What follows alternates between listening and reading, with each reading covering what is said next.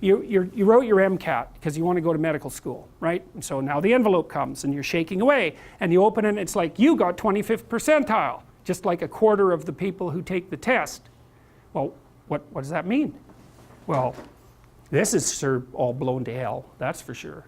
And so God only knows how many of these things are going to go too. Maybe your study habits really need to be, you have to reconstitute yourself all the way down to the level of your habits. It can be devastating news. Now, one of the ways to protect yourself against something like that is like, don't have one plan, right? If you're going to stake yourself on something, you should throw a couple of alternative scaffolds up beside you so that you have somewhere to go. You want to be a doctor, okay? Well, you could be a nurse. It's like, it's not a doctor, but it beats cutting your throat. You're still doing 80% of what you wanted to do.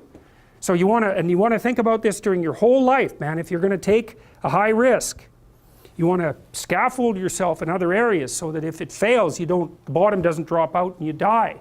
And it's also very much worth thinking about with regards to setting up your life in general. It's like,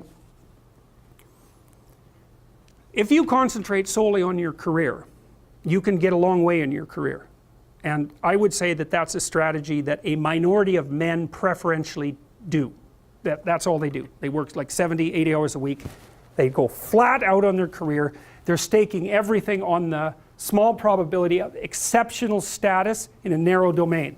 But it's hard on them. They don't have a life. It's very difficult for them to have a family. They don't know how to take any leisure activity. Like, they get very one-dimensional. Now, it may be that unidimensionality is the price you have to pay to be exceptional at one thing, right? Because if you're going to be something like a genius level mathematician and you want to do that or a scientist, say, it's like you're in your lab all the time, you're working 70 hours a week or 80 hours a week, you're smart, you're dedicated, you're unidimensional, and that's how you get to beat all the other people who are doing that. It's the only way. But the problem is you don't get a life. Now, if you love being a scientist and you have that kind of focus of mind, well, first of all, you're a rare person, and second, you're going to pay for it. But fine, more power to you. But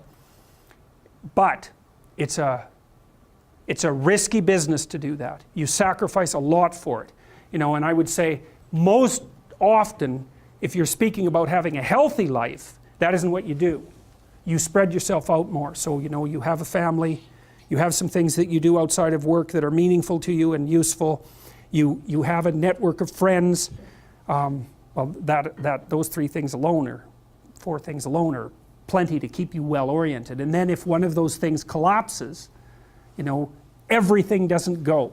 Now, the price you pay for that is the more you strive to optimize that balance, the less likely you are to be fantastically successful at any single one of them. But you might have a very, if you consider your life as a whole, that might be a winning strategy. One of the things Carl Jung said, I really liked this. He thought that men went after perfection and women went after wholeness.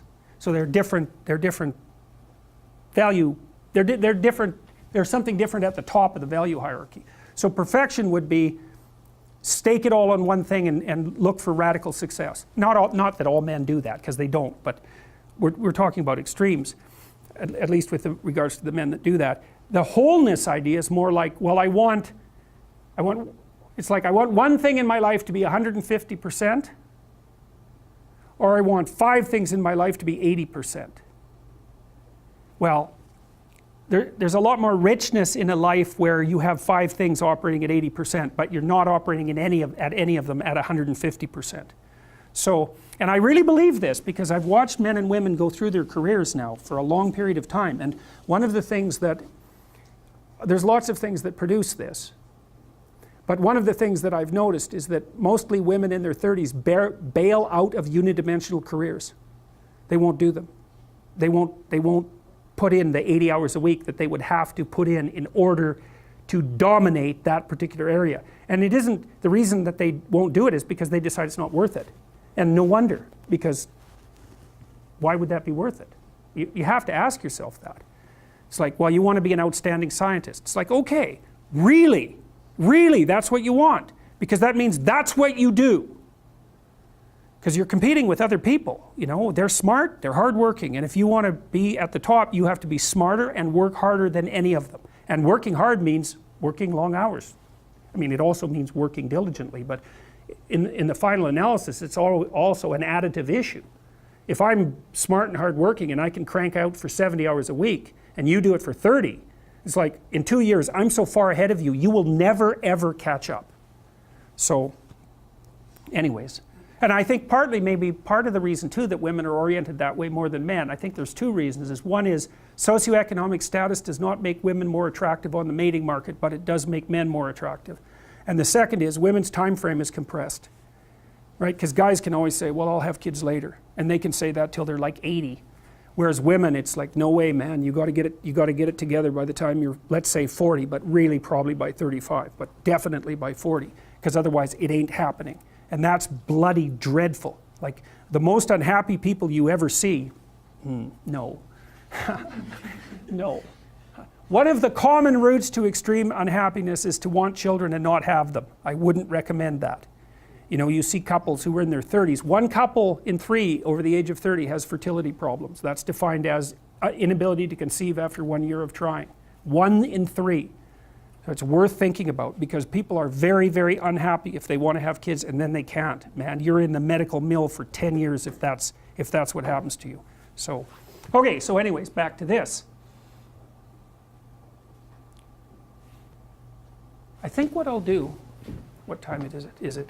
Because I'd have to open up a whole new can of worms, so to speak, to do the next part. So I think actually what I'm going to do is just recap what we did and then stop. Or maybe we can have some questions, or maybe we can call it an early day.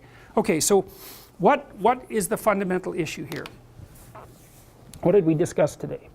All right, so you're in a frame, and we've laid out its characteristics. It has a goal in it, it has a current position in it, it has rules for operating within it. It governs your perceptions, which is a really critical thing to understand.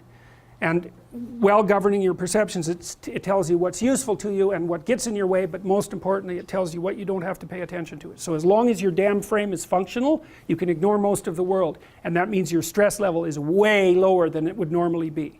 Okay, so perception, motivation, all of that's integrated into those frames. And then the emotional element comes out in that when you're within a frame, things that move you forward and validate the frame are positive, and things that get in your way and invalidate the frame are negative.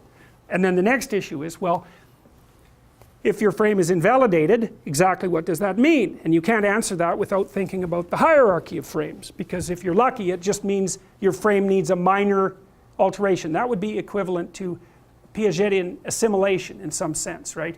You can stay in the frame, you just make a small adjustment. I think the Piagetian distinction between assimilation and accommodation is technically inaccurate because it's a continuum, right? I mean, if I want to grab your pen, I have a little frame that will enable me to do that. You say, well, I'm staying within the frame to move that out of the way, but actually I'm not. What I'm doing is I'm doing a small micro revolution in the frame, moving that to pick that up.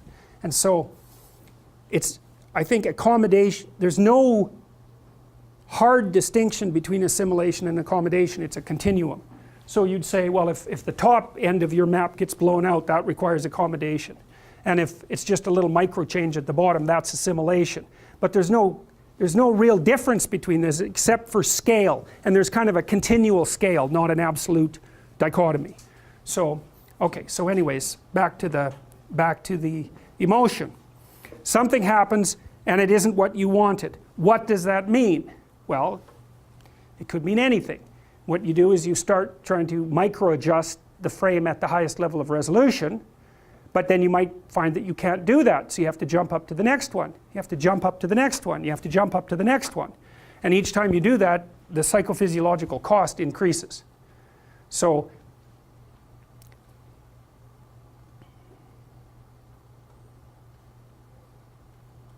okay, so we talked about the cost end of the spectrum, and then we also talked about the engagement end of the spectrum. And so the idea would be, well, if you're very much engaged, say in, let's go to that again. If you find it very engaging to play with your baby, then you might be doing it in a way that's indicating that you're taking good care of your family, that you're being a good parent, and that you're being a good person all simultaneously. And there's rich meaning in that, and the systems that orient you with regards to meaning are saying, look, you're doing this micro action in a way that benefits the maintenance and maybe even the expansion of all the frames that exist above it. And that's exactly what you want. You want to be doing that all the time if you can. And so that implies that you want to delineate out a pretty well developed value system so that you're not acting at odds with yourself. And you also want to have that integrated within the broader society so that society isn't existing towards you as a continual obstacle and making your life miserable.